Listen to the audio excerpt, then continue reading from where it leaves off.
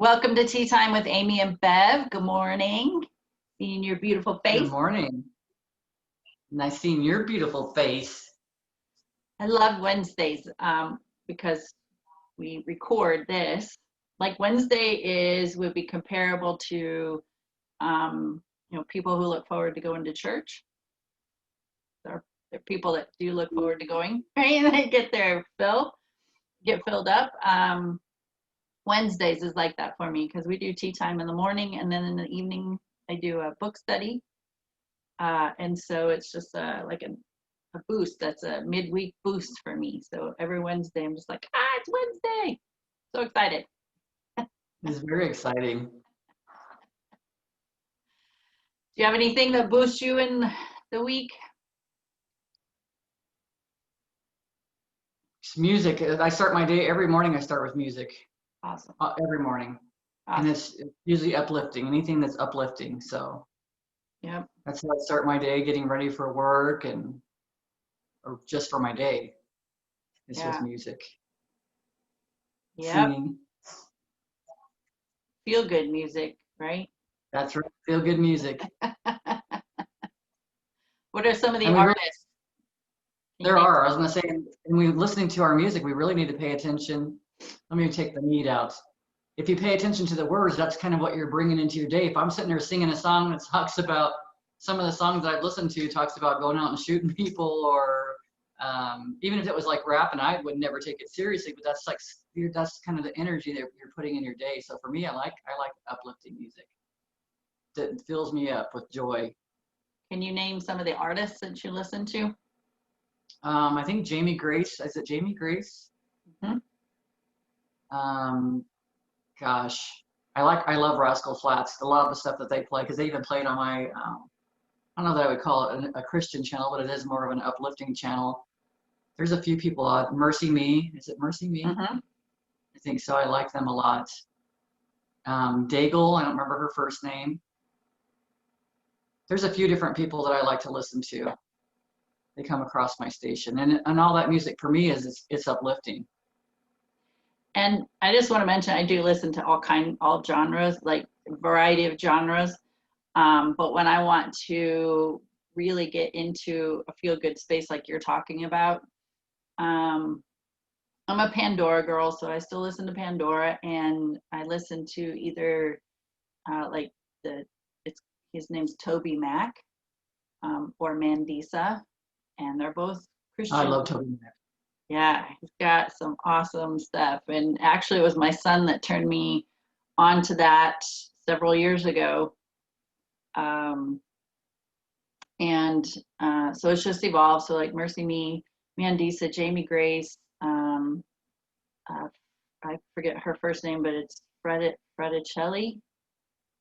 Oh yeah, I love her too. Yeah, but it's the words, but they also, it's like upbeat dancing music, it's like, but it's the words that really resonate with me. I really love Mandisa's work, her songs, and some people may have a resistance when you say Christian music. I remember Christian music growing up, and my aunt used to listen to it, and oh my goodness. Like, no, I can't listen to this, right? But this stuff nowadays is, it's not just preaching, and I'm just saying this because I know that people do have a resistance to the words of Jesus and God, and that's okay. You honor where you're at right now with any of it, right? I had to do that myself, but they're not all just saying those words. There's a song about being a diamond in the rough, and then there's a song about joy, and it's all these uplifting songs, and honestly, a lot of them don't even mention the word God or Jesus in them. They don't. It's true. It's true. And I'm not saying it's a bad thing. Either way, I'm just saying that if you're looking for something to lift you up, then give it a shot. Yeah. Because some of these. Oh, sorry. No, I was just gonna say this. A lot of the songs that I've listened to in my days, you know, I finally actually listened to the words and I went, oh my, wow, this is holy crap. It is. It is. And I was gonna say, so a lot of these songs, like if I listen to, I like Megan Trainor too, and because Yeah. she's not on that station. But there's music when I listen to that station on Pandora. There's lots of music that I'll even hear on my other channel that plays because it's like you said, it's more of a universal thing. It's more of talking about living your life and you know just doing things for yourself. One of the songs was like fear doesn't live here, and you know just it doesn't control you. There's just a lot of information, a lot of words that if we listen to those songs, they're good songs. Yeah, They the really are. one that was introduced to me a couple years ago was, it's called the breakup song, Oh yeah, I love it. right? And it's actually about breaking up with fear, not breaking up with somebody, breaking up with fear, you know, allowing fear to control you and stuff. I was like, I love this stuff. I mean, this is what we practice, this is what we talk about. So yeah, really, when you're listening to music, listen to those words and listen to, not only, I mean, there's some good dancing music, but if you actually listen to the words, you're like, ooh, this is what I want to be soaking in, playing in my head. So, you know, when we listen to country music, I like those songs that, you know, I'm sitting on the beach and they might say they're drinking a margarita, but they're sitting on the beach watching the water and relaxing, and or the dancing, you know, fun dancing music. But really being mindful, what are the words that are coming into your body. So just saying. Super important. True. So what are you doing for the full moon? That was totally off topic. Actually, but I'm totally going to be cleansing. Like for me, I've got some things that I have inside of me that I'm going to probably put on some paper and burn. Yeah. That's one of the things I do like to do. I don't do it every time. And sometimes it's just, sometimes I don't even put it on paper. Sometimes it's just, maybe you might see me driving down the road talking to myself because it's a good I'm certainly recognizing not so much with my energy as I am noticing a lot of other people's energy around me. A lot of people talking about being depressed, a lot of people talking about being unhappy, you know, unhappy and pointing fingers at other people. A lot of things I've kind of sat back and recognized that I'm thankful that I'm at where I'm at so I can recognize and not take these things so personal. It's actually been an interesting time, but I've been recognizing it with family members, clients, just in general. If you just pay attention and look around, there seems to be a lot going on with people. Yep. And you know, somebody can inspire you to get out of that depression, but it's really up to you to do it. And you got to find things that are going to pull you out. Kind of start getting there myself for a couple months. And so it was, maybe somebody will just say the right words, or you'll hear that perfect song that's just going to make you click. But another thing you can do is be in service to others. So even if it's picking up the phone and calling people that you haven't talked to in a while just to check in, see how they're doing. Not calling to woe is me, calling to be in service. So you're calling to see how they are doing. What can you do for them, even if it's just through your words in a phone call, or you know, buying somebody's coffee in the line of Starbucks, whatever, right? Be in service to others. Practice lifting other people up, because what happens is it takes you out of your story, out of your head, because you're focused outside of you. And the idea is to feel good more often. And the number one way they tell you is be in service to somebody else, not a slave. Let's be real. Okay, we're not being a slave, we're being in service. What can I do to help somebody else feel good today? And the more you do that, the more it makes your heart sing, the more it lifts you up, then you start feeling better. But the depression is just the stories we have going on in our head, and we just keep replaying it. And then we don't see any other way out. It's like being in a tar pit or a puddle of mud. We can't see outside of that. So yeah, I get that. Depression is not fun. I had a bout with it for many, many years, from about 14 till my mid-30s. So, but I didn't have these tools then. So that's why it lasted so long. So the full moon is actually October 1st, and so we're in the energy of it. So and it's Wednesday, so it's what is the 30th? 3 days before, 3 days after. So it's like we have a week of full moon energy. How do you know? I gotta ask you this. Do you know, without looking at a calendar or looking at the sky, when a full moon is coming? Do you sense that in some way? I would say usually, and sometimes if I'm getting wrapped up in other things, I might not recognize, and I'll be like, what is going on with the energies around here? And then I start noticing, I'll start paying attention. Then I might actually even go look and see, oh yeah, this is coming up right now. That's why. Because it's just like a certain, it's like a releasing. This is a time people go through the same patterns they've gone through a million times over. And it's like it comes to fruition, or it comes to surface around the full moons, because it's time for you to look at that. And it's up to you whether you want to release it or keep it. Yeah. But I do recognize that. So yeah, but not always. Like I said, sometimes I'm just caught up in the energies and I'm like, what is going on? Oh, it's coming up. Yeah. There's two ways it shows up for me. One way is I don't sleep 3 days before. I do not sleep well. And all I have to do is like, oh, must be a full moon coming. And sure enough, and so it's the energy before the full moon that gets me, actually. And then either like the day before or the day of the full moon, more the day of, but sometimes the day before, I get very energized. Like I have some just like very like more. I'm a pretty calm, relaxed, chill person throughout my day, just staying focused on what I'm doing.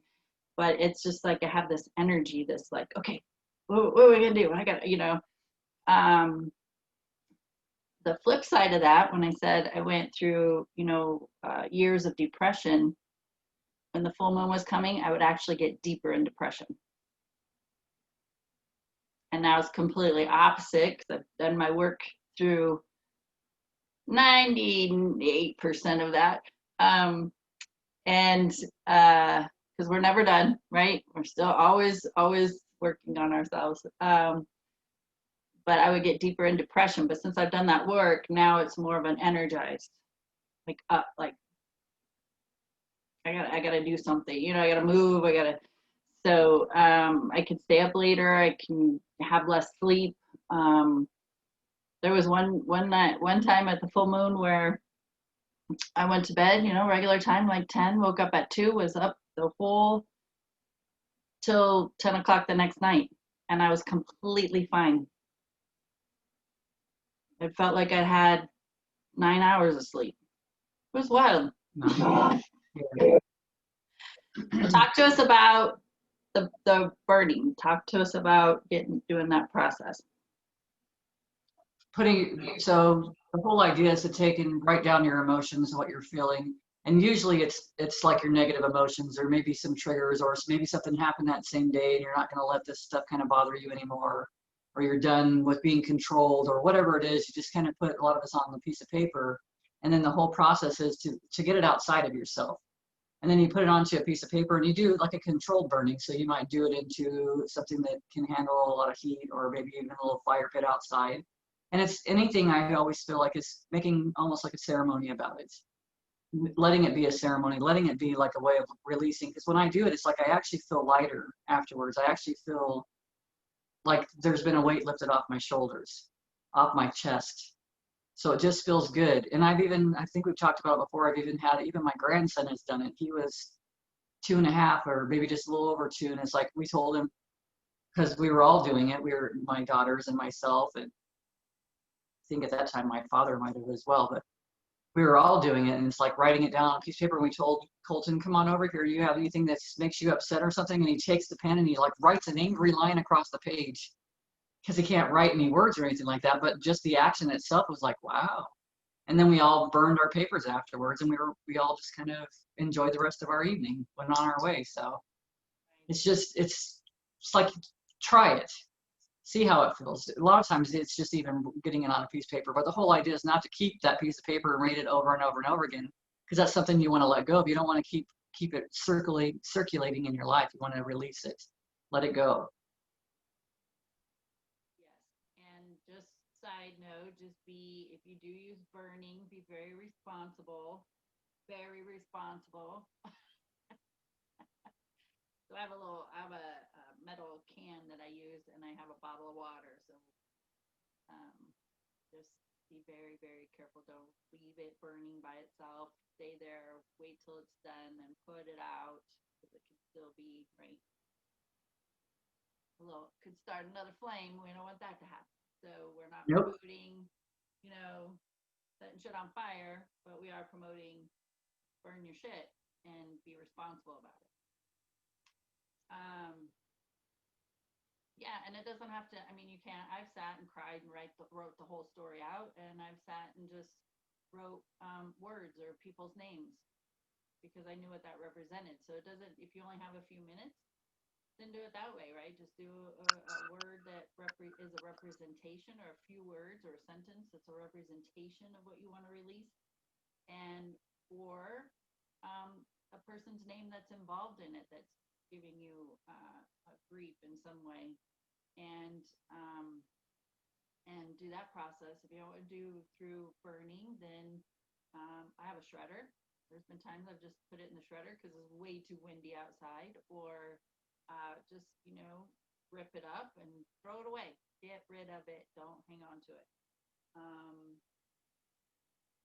A step further that I take it is I call in my angels and ask them to transmute this heaviness into love, transmute it into love, or cleanse it, or just help you release it, whatever words resonate with you in the moment. But just saying a little prayer to help release all this heaviness from you. It's like, I talk, like releasing the burdens, releasing the weight, releasing the negative emotion, right? Just whatever words resonate.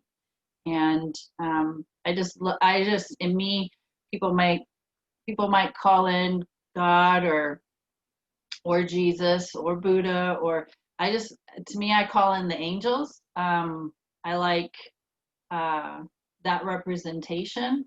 And angels don't necessarily have wings, but it's our perception of them, right? And so to think like an angel is wrapping their wings around me while I'm going through this releasing, like a comfort.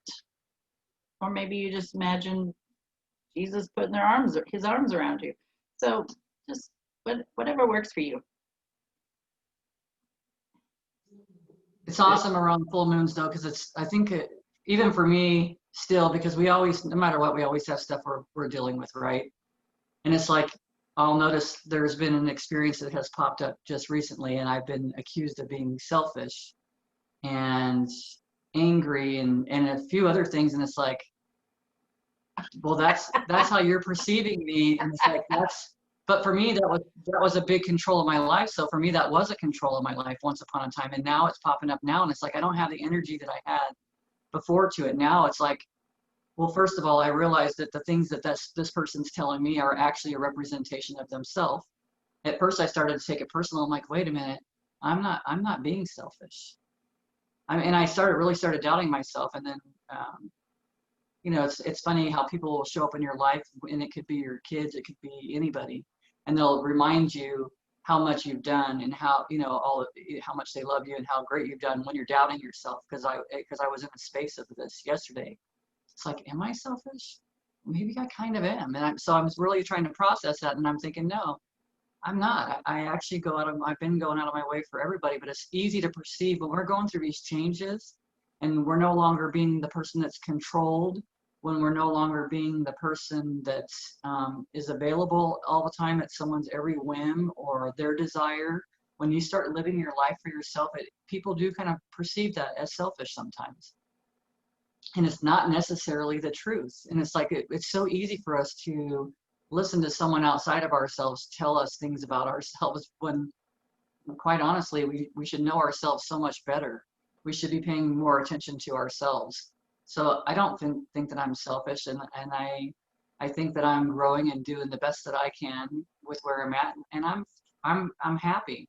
And the thing is, this person that's saying all these things is an unhappy person. So it's really just a process for me to really look at that. And of course, it's right around the full moon that this is happening.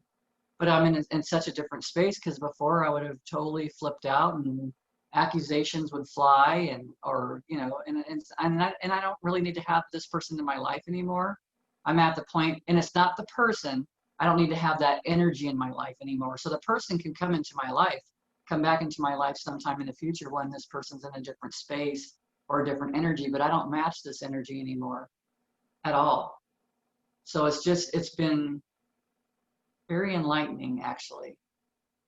And they would look at it, and this is, I mean, anybody, if you have been the fixer, the people pleaser, taking care of everything, every problem, cleaning the house, I mean, taking care of the bit, like you've taken care of everything for them for X amount of time, years, or however long it might be.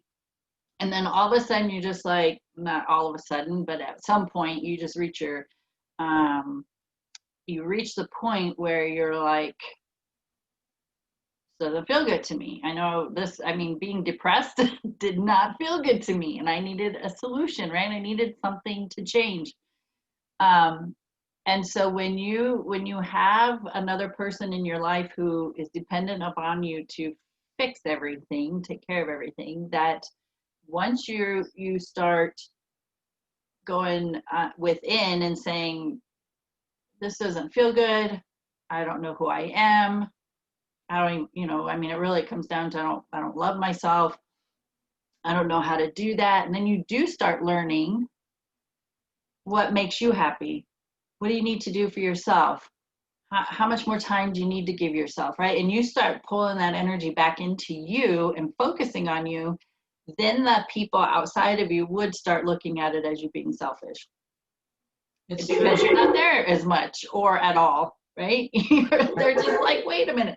So people, when you do start a journey of personal growth and spiritual growth and healing, and you start to realize how much time and energy you've given everybody else, and you have not given like a core, like a 1/100th of that to yourself, and you start to do that, people in your life will start freaking out. They don't like it. And then they will start to make you feel like you're being selfish, and then you start to feel guilty, right? I mean, I know you've gone through this, you're going through it, I've been through it. It's like I started feeling guilty, like I'm taking time for me, and now I feel guilty about it. That is not self-love. If you're feeling guilty about taking time for yourself, there's work to be done, because that you're just telling yourself, like, I'm not worthy and deserving of this time for me. I need to be doing this for everybody else. Well, let me tell you something. They're all fucking adults too, and they will figure it out. Yep. They will figure it out with or without you. They will adapt. It's true. And when you said worthy, it's like, I know we talked about it recently, that you realized that you're worthy. You deserved what you were getting for this, at this raffle or this gift or whatever. You came into this place. I mean, you were worthy of it. And that's something I realized too, that I'm worthy of being around good people. This person was like throwing in 2 other people that he knows, and they think that you're being selfish too. And I thought for my ego would have been jumped right in it. But I stepped back, and it's like attracts like. They're in your life. They're not in my life. They're in your life for a reason. They're trying to control you because you control everybody. They're trying to, it's easy for them to see another person as selfish because they do so many selfish things. You know, you see a lot of the stuff But that's also to recognize when we recognize that in someone else, but there is stuff within inside of ourselves. This, I don't feel particularly that is within inside of me. This is something that was presented to me.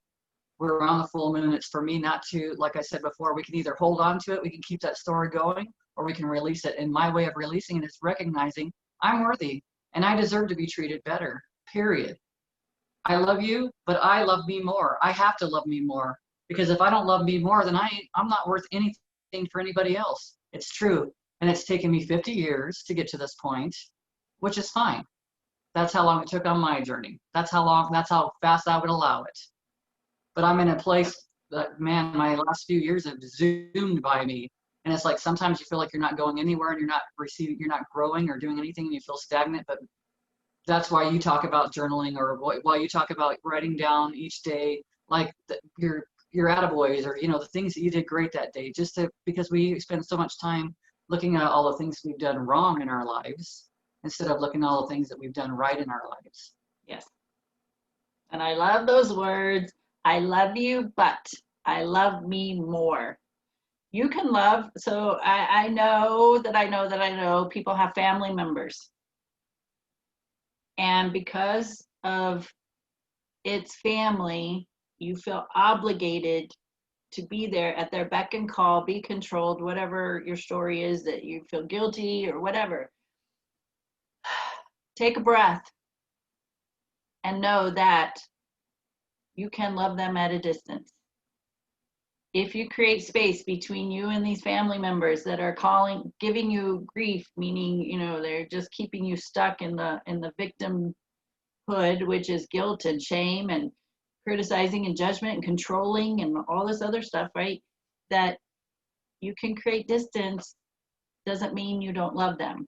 It means you love yourself more. It means that they're here for their life, just like your friends are here for their life, to learn and grow and expand. And some people are not going to agree with me, and that's okay. I'm okay with it. Mm-hmm. But I'm telling you, if you love yourself more, you will create distance and love them at a distance. Yeah. Less phone calls, less visiting, less whatever it takes to take that time and energy back for you, and know that you are worthy and deserving of a happy life. Yeah. So we don't recognize it a lot of times. Yeah. All this stuff, because you're talking about basically keeping your space. We have to create our boundaries, and we have to recognize, even within ourselves, if you've gone through sexual abuse or any type of abuse, your boundaries have been blurred, if you even have any boundaries at all. So when you're raised with someone, even if that person's not an abuser sexually, after you've gone through, because I had gone through sexual abuse and I've been raised by, been around someone else that is more in the controlling thing, that doesn't know boundaries, because that person didn't learn boundaries as a child either, because that person maybe went through sexual abuse and their idea of boundaries is blurred. But it's for us to be, when we do these things, it's not even that we're just doing it for ourselves, because ultimately we're doing it for all of us. We're teaching them how to have boundaries as well. Maybe they don't understand that, but it's like, we've got to have boundaries. It's like I've learned from you guys a long time ago, from you. I don't have to answer the phone call every time it comes in. I don't have to. And also paying attention. And if I'm feeling it, like if I'm in a crappy space, or if I look at that phone and I say, oh my God, he's calling me again, or she's calling me again, don't answer the phone. You don't have to. Recognize how you're feeling. Create those boundaries, because you're doing it for yourself. And it's such a great lesson for everybody that's around you, whether it's your kids, your grandkids, your parents, your friends, a coworker, whoever. It's like it's a without saying anything to them or telling them how to do things, they're learning from your example always. And no is a statement. It is. You do not have to justify. And that's where a lot of us came from, because I was asked to do something in a playful manner, but it was in a manipulative way, and I said no. And by me saying no, all hell broke loose for this person. This person's miserable. I'm not.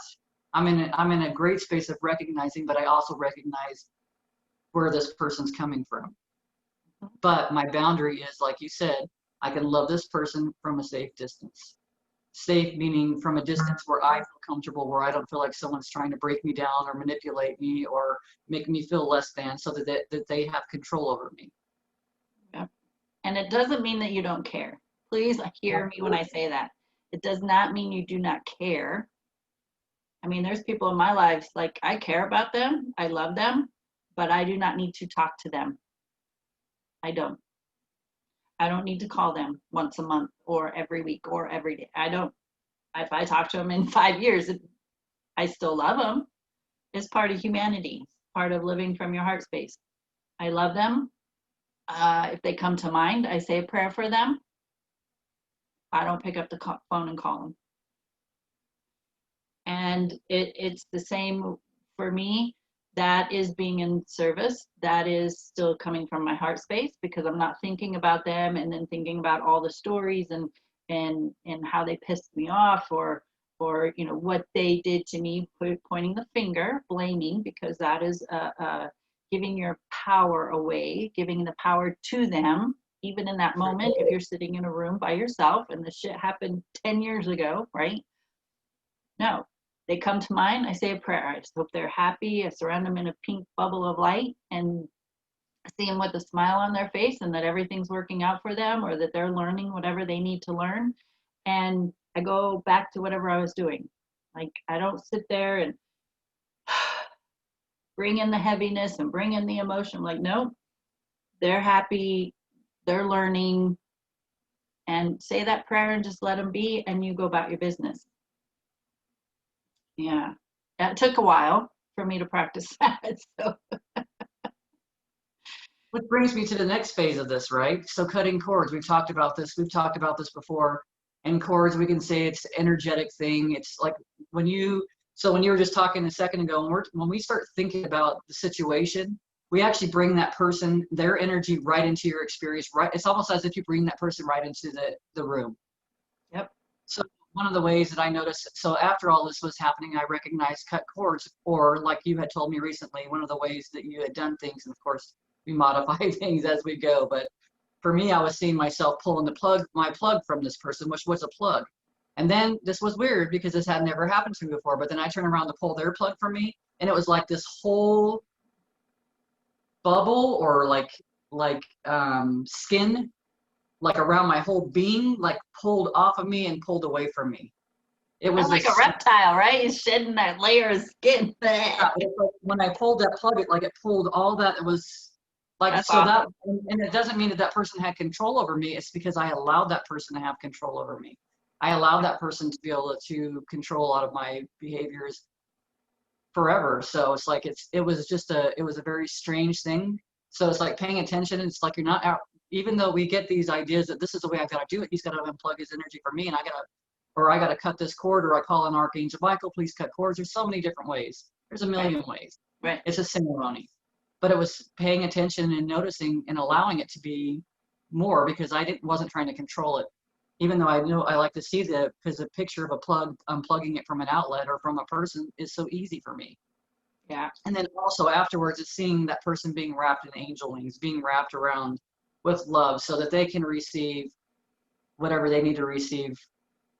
And that is so important to me, that when I think about blaming people, giving my power to them, being angry with them, whatever, what we call negative emotions would attach to that story.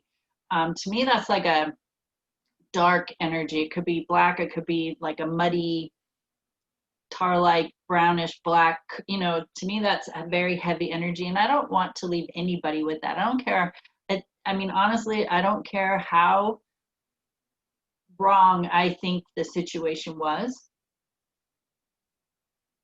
I will always surround them with a pink bubble of light and see them happy.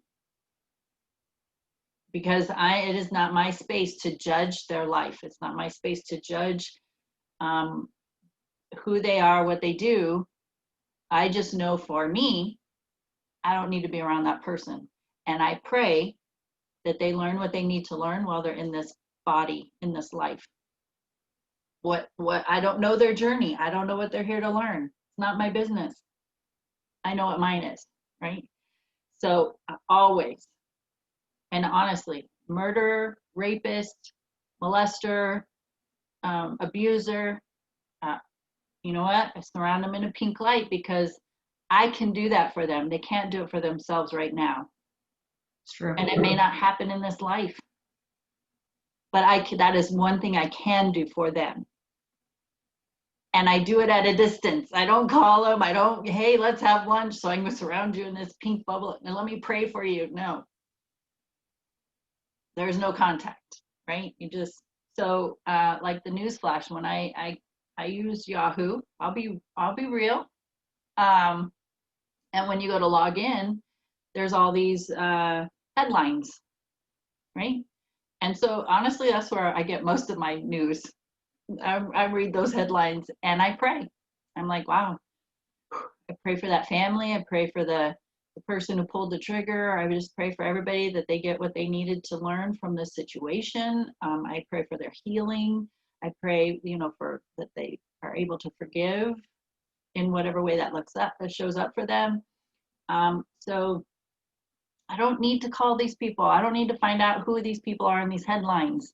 It's the same with the family, the friends, acquaintances, coworkers, your boss. It doesn't matter. The guy who flipped you off in the car ahead of you, whatever, right? It doesn't matter.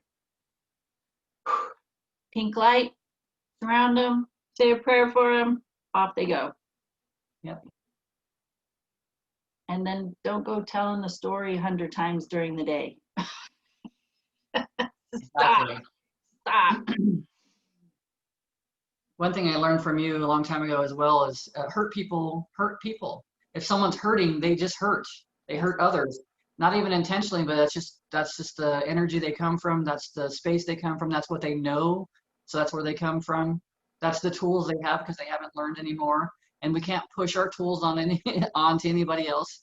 It's just like when someone's depressed, I can offer up tools, and that's one thing I had to learn recently too, is I can offer up information, I can offer up tools, I can make you happy temporarily, but at some point, you've got to be tired of the way you're feeling, and you've got to take the reins. You've got to decide, I don't want to feel like this, I'm going to write this on a piece of paper. I don't want to feel like this, I'm going for a walk. I don't want to feel like this, I'm going to go treat someone or do something nice for someone else, because like you said, doing something for someone else takes all your effort or your energy off of the depressed state, the story you're telling yourself. And it puts you onto someone else's energy. And if that's what can give you that space or that relief to raise your own energy, then you start seeing, once you have time and you're back with yourself, you can see things differently because you're not in that same energy anymore. You've managed to uplift yourself. And the whole point of writing this stuff down and releasing it through burning or whatever process you could just sit and pray. A lot of people, right? That's a daily practice for them anyway. So just sit and pray, please help me release these burdens that I'm carrying. Absolutely. That's the point. Release it. Releasing it doesn't mean, okay, well, I wrote it down, and then 2 minutes later, after you burned it or whatever process you've used, that you pick up the story again and start reliving it. Do something different. That's the whole point. And there might be different layers to a situation. So let's understand that as well. Like a situation, first of all, they did this to me, right? So we're pointing the finger outside of us. So you want to release that piece, right? They did this to me. So please help me release the burden of what they've done to me, yada, yada, yada, right? Release it. Then maybe it comes up that there's another layer of it. Well, they judged me for what I did. So now, okay, well, now let's release this judgment piece, right? So there might be different or multiple layers to a situation that will show up in different ways, but each time you recognize it, write it or release it, burn it, pray about it, whatever, and release it. The whole point is to get it out of the body, get it out of the head, get it out, get yourself out of those emotions that are keeping you energetically drained, right? We're not doing this process so that we can just keep reliving it. We're doing the process of releasing to get it out. And this is holding on. This is releasing. Holding on, grasping, gripping, fighting for, causing resistance. This is letting go. Right? So it's like you get to choose. We all have a choice. How long do you want to live in the story that's not even actually happening anymore? How long do you want to stay a victim to the circumstances? How long do you want to be shackled in bondage to it when you could be having an amazing life right now?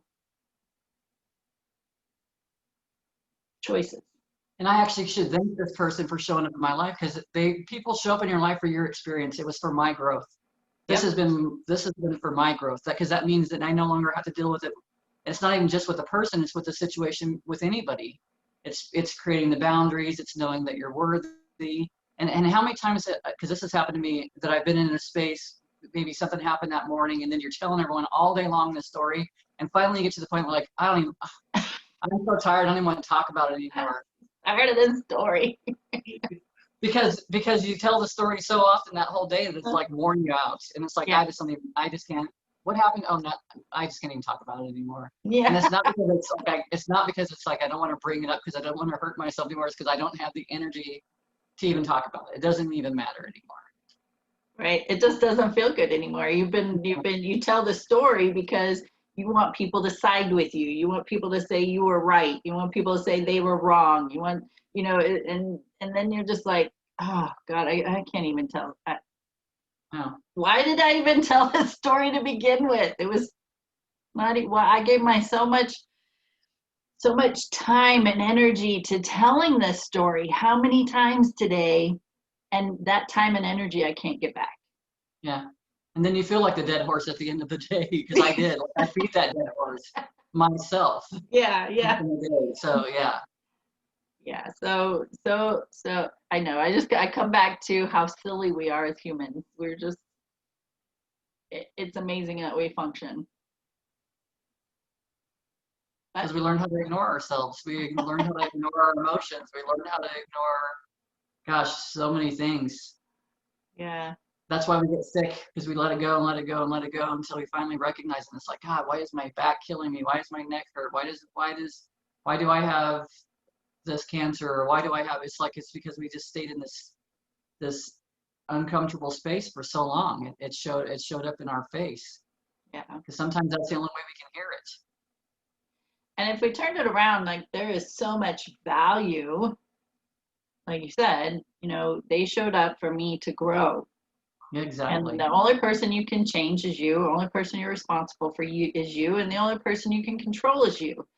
And this person showed up into your life to help you be stronger. So maybe you could probably write more than one page of what you learned from the experience. And it could be, you've already said, boundaries, learning boundaries, saying no without an explanation. That one was hard for me because, I just thought like I got to justify every time I say no.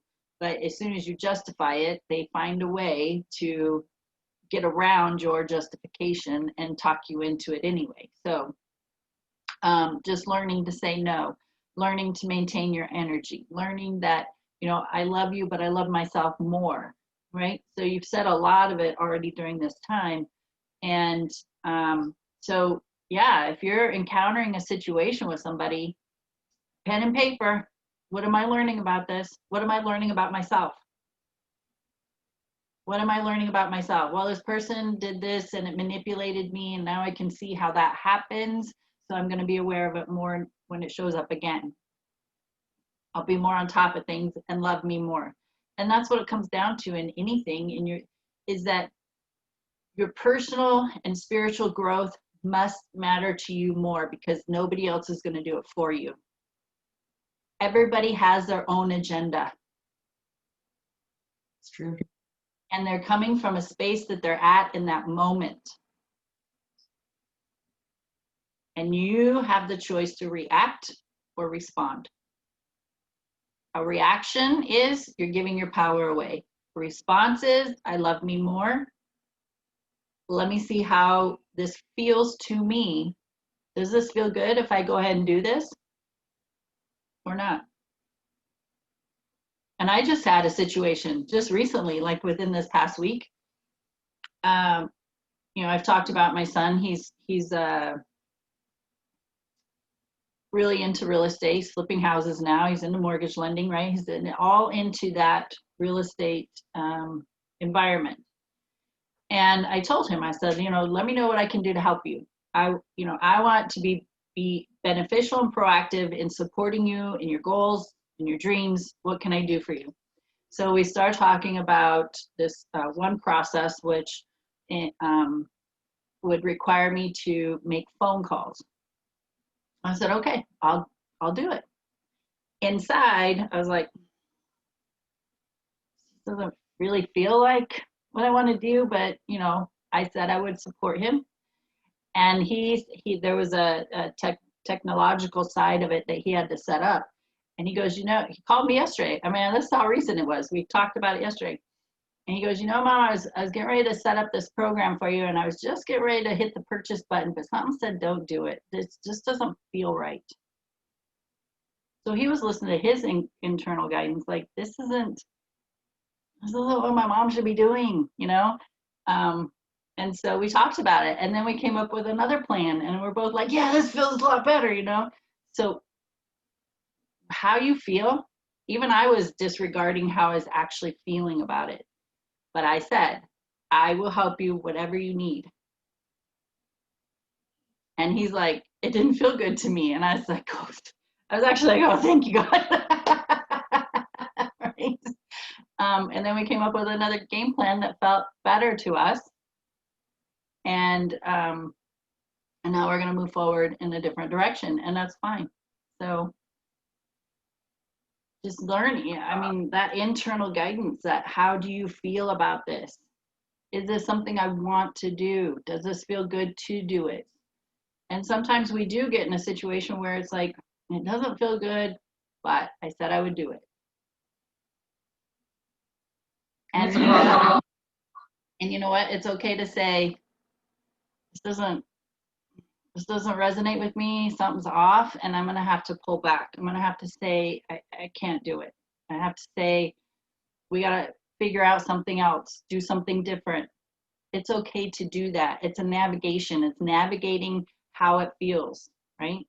And those boundaries are not going to feel comfortable for a while if you've not practiced boundaries.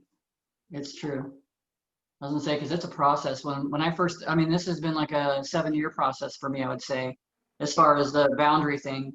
And it's not, don't expect yourself to be like right where I'm at right this second, and don't expect yourself not to be either. Don't have expectations, is what I'm saying. Because it was a process for me. For me, it was even hard not to answer a phone call at first. Yeah. No matter how many phone calls that were coming in, because I felt like I was obligated. It was my duty. I was supposed to do that. Yeah. And that's a lot of the stuff that we forget.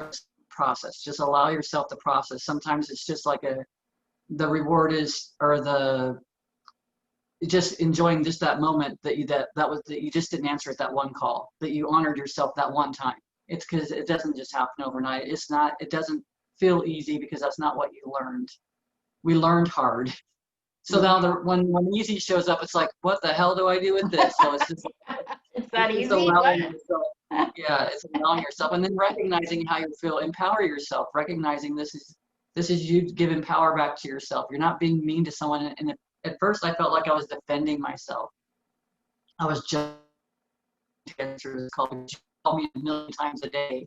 You know, I was justifying, and then it's like, once I got out of that space, and whatever space the person's in, once I got out of the space where I felt like I was defending myself, then it was recognizing I was empowering myself. I wasn't just giving my power away every time this person called. And it's not that they were trying to get me to do that or manipulating anything. That was my process. That's where I was at. That's what I've been practicing for years. That's what I knew.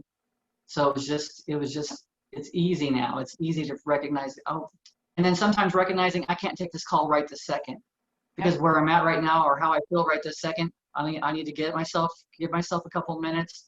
I think Abraham's talked about it through Esther Hicks, and talked about, giving yourself that moment to where it feels good to you, and then do it, because then you have a better outcome of the conversation. Otherwise, at that moment, no matter what they throw at you, you're ready to throw shit at them. And it's like, throwing shit is not nice. It's not nice. It's not going to accomplish anything. nothing at all. Nothing gets taken care of. So it's just really giving yourself a few moments I or a remember few that. hours. Whatever it takes. I remember that conversation where I said, well, Bev, just don't answer the call. And you were like, you were really, I mean, your actual physical body went, like you pulled back, like, what do you mean don't answer the call? I was like, don't answer it. Don't respond to the text, right? And you'll know. If it's that important, they'll leave a message. And then you'll know by their voice, is this something that I can handle right now? You'll know, do I need to pray about this? Do I need to get myself in a space where I can take some breaths, get grounded, then call them back, whoever it is, right? Then, and it might be hours before you call them back. It might be hours before you respond to that text. And what happens with that person on the other end when you're not responding to their text right away because you've programmed them that you're going to respond as soon as you receive a text, you're going to respond, bam, bam, bam, right? But then that one time when you're like, yeah, I got to wait on this one, what happens? Text after text after text. Are you ignoring me? How come you're not responding? How come, are you mad at me, right? And it's just constant. And you're just like, you don't want to, don't even read the text. Like just put your phone on silent or, you can mute a text, just then later go to it after you get yourself in alignment. And we train people how to treat us. So if we've trained them or we're going to respond to that text right away, that's what they expect. As a business owner, the first hour of the day, I don't check emails, texts, messages, nothing. I don't check anything. The first hour of my day. And I typically don't respond to a text till around 9 o'clock. That is my boundary for me. Yeah. So, because, I mean, some people will say, well, I like 8 o'clock, everybody else, the rest of the world is starting. I'm like, I'm a business owner. I'm an entrepreneur. I work, I'm responding to things until 7, 8, 9 o'clock at night. For me to say I don't have to respond to this text till 9 a.m., that's okay. That's my boundary. Right? So yeah, it's setting the precedence for you of how, and you got to retrain people because they're gonna, if you've been responding right away to their texts or phone calls, that's what they expect. So when you change, they don't know what to do with that. They're like, holy hell, what is happening right now? Then, once they get in the flow of how or when you're going to respond to them, then they'll start to realize, oh, maybe she's busy or maybe she's doing something else. Right? It's a vicious cycle that we can go through. Yes. Many years. I love you, but I love myself more. Woo woo. That's right. By that, I love that. Thank you for saying that this morning. Thank you. Thanks for all your guidance over the years, honestly. I really appreciate it. It's a lot of growth on my part, let me tell you. So I put in the hours. Yeah, I get it. I get it. I'm still learning more. I was just involved in taking as a student a program on relationships, and they did energy profiling. And I was like, oh my gosh, I was excited. I was like, oh my gosh, I just learned something else about myself. Because It was so true, right? And I was like, so things like that I get excited about because I know if I have that information, then I can be and do better. If I understand me, then I can be and do better. So understand yourself, love yourself, create the boundaries for yourself. Release the shit that's no longer serving you. Don't carry that chain around your ankle. Don't be shackled to the past, right? So take the time during this full moon and release. And don't hang on to it. and go back and read it and read it and read it. Write it, burn it, shred it, whatever, and then write some more over these next few days. Absolutely. So, yes, full moon energy is awesome. That's probably why I'm talking a little faster today. It's like, I feel like a flea today. I get excited about something and then I talk faster. And so Yeah. I do that every week. I'm just using the full moon as an excuse. That's all good. Gotcha. We gotta have excuses, right? I suppose. Awesome. Well, I know you got to get going. And so thank you for being here. Thank you to our audience for listening.